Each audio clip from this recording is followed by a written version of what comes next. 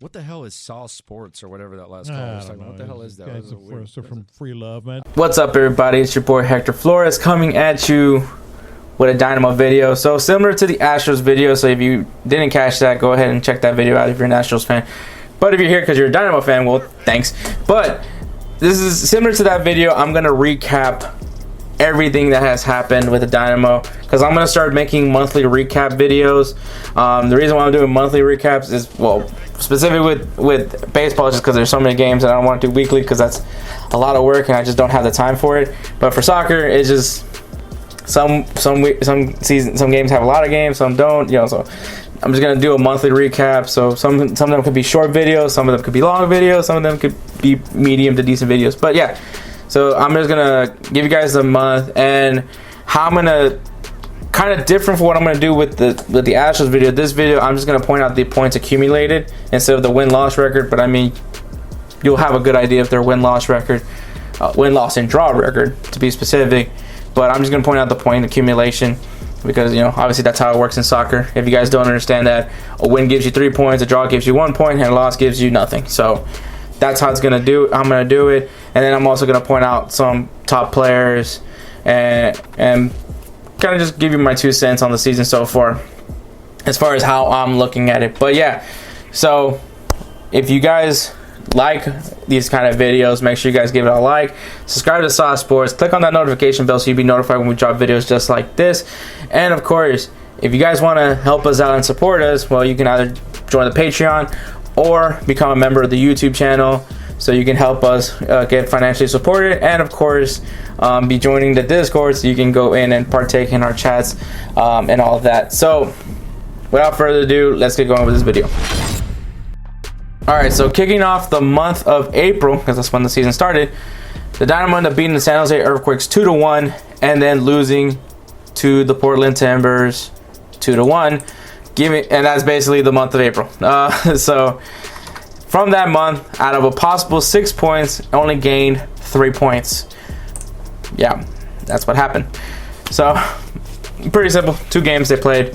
One, it's early, so take that for a grain of salt. But beating Portland's going to be a really hard team. Don't bother looking at the standings right now, but they're going to be a tough team. They're a pretty good team. Don't look at them where they're at right now, just because I don't think that really is doing them justice to how really good they are. But just pointing that out there. In the month of May, the Dynamo ended up drawing against LAFC 1-1. They drew against FC Dallas 1-1.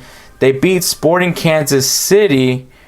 Wow, I did not put the score on that one. I'm looking it up right now. This is getting very awkward. They beat Sporting Kansas City 1-0. Should have known that. I think I should have known that one. But yeah, they beat Sporting Kansas City 1-0. They lose to Colorado 3-1. What's with Houston teams and losing to Colorado? They beat Vancouver 2-1. They lose to Sporting Kansas City this time 3-2. And in that month they accumulated 8 points. Not gonna give you the math of possible points because it's too early for that for me. All right, and then we go into the month of June where the Dynamo drew against LAFC, drew against Portland, and drew against Real Salt Lake to collect a total of 3 points. So once again, if you guys didn't realize from the beginning, in soccer, a win gives you 3 points, a draw gives you 1 point, and a loss gives you nothing. So just pointing it out there. But the thing with me with the Dynamo this season, I really have no expectations. I mean, the team didn't really. I mean, they made some moves. They got Maxi Urruti, they got Fafa Pico, they went and got Tyler Pasher. But there's just so many questions still left, and specifically in the midfield. The midfield, it's missing something creative. And you would think Memo Rodriguez would have been that guy, but he kind of hasn't really been the guy we have been seeing from lately. I don't know what's going on there. I know he just became a parent. Maybe that's something. I don't really know what's going on, but so he hasn't really been performing up to what he usually does. But yeah, so a creative midfielder could be something. Obviously, the back line. It's been interesting because Boniek Garcia, who plays in the midfield, has been playing center back with with Tim Parker, which also a big addition to the team was adding Tim Parker, a very savvy center back. I think it was a great move for the Dynamo. And they just recently got a player named Teenager. I don't remember his last name, but he's also a center back. Could be that answer with Tim Parker. But there's still so many questions with the Houston Dynamo, and I think that's still the concern for a lot of fans. So they're not necessarily where we want them to be yet, and that's just the issue. But I really have no expectations with the Dynamo right now. And now we do have a new owner now with Ted Siegel. I don't think I want to say Seagal because I just thought about the action film guy, Steven Seagal. So I'm not calling him Seagal anymore. Team Siegel, Ted Siegel. But yeah, so the top players right now, as far as the leading goal scorer, is Maxi Urruti, who was one of the additions to the Dynamo, and he's been looking good, man. I mean, he's been taking shots, he's been finding his opportunities, either creating his own goals or just being at the right place at the right time for goals. So Maxi Urruti definitely been a very big signing for the Dynamo. And then as far as leading and assists, so there's two players that are actually in front of the assist lead, and that is two new additions as well, which is Fafa Pico and Tyler Pasher. Which Tyler Pasher, a lot of people were unsure about this move. He is a winger that is from Canada, but has been playing in the USL for some time over in Indianapolis, and so a lot of people weren't entirely sure if this guy would be able to handle the MLS, and he looks pretty good. I like what I'm seeing from him, Tyler Pasher. I don't know if it's just because I think he looks like Bill Burr or something, but I like Tyler Pasher. I think he's a pretty good player. But yeah, this season I'm just not. It's not me being pessimistic or anything. It's just I think that there's still so much lacking from this Dynamo team. Maybe we'll see what happens. I mean, the transfer window has opened in the world of soccer, so I don't know if they're going to make any moves. I know there's some bunch of rumors and speculations going on.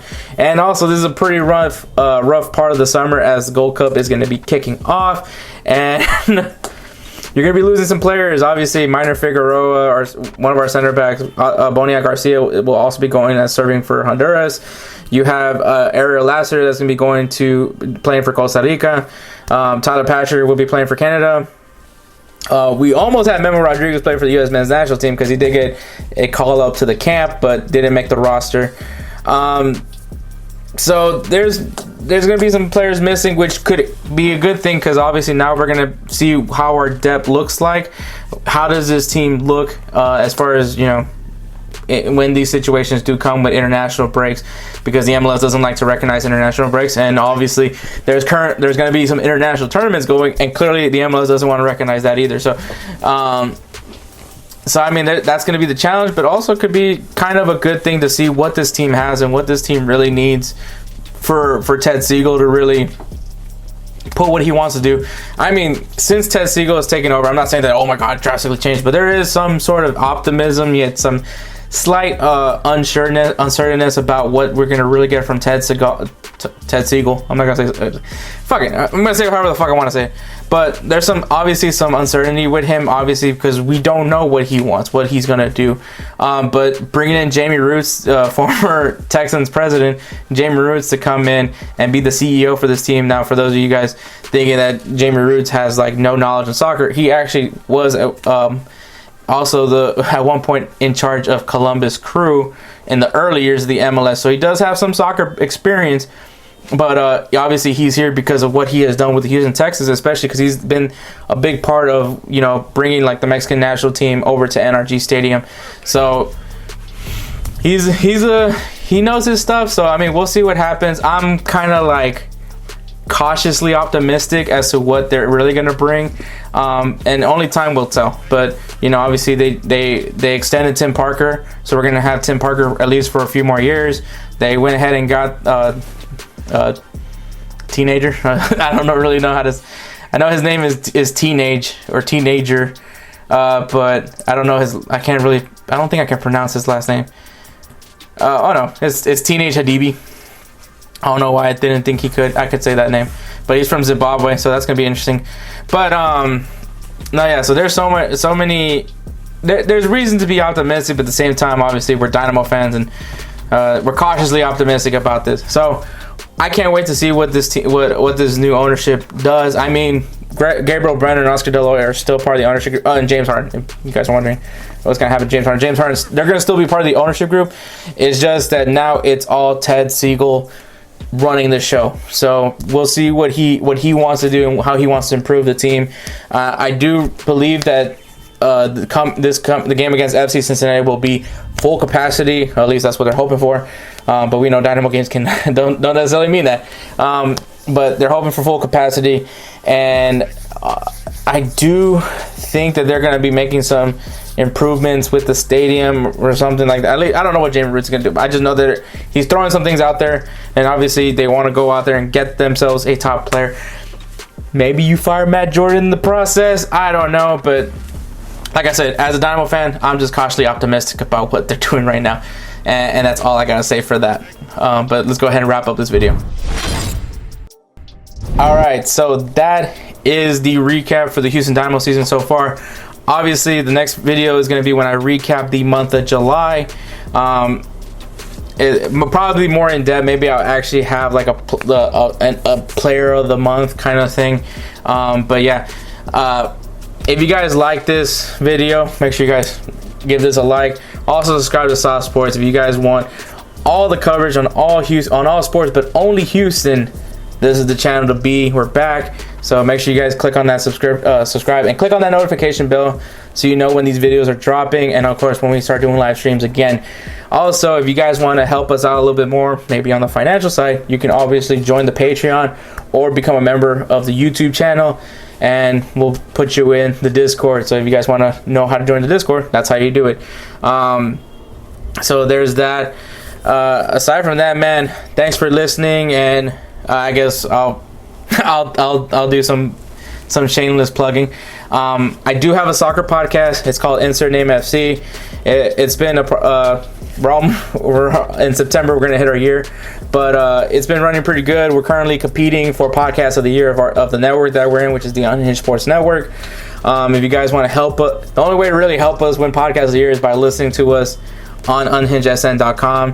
So you can follow, obviously my podcast on Twitter at InsertNameFC, and we'll notify you when we're live on the Unhinged Sports Network, so you can help us boost up our numbers so we can go ahead and beat out the competition. It's a tournament format, so it's a little bit different, but obviously we would love to win Podcast of the Year.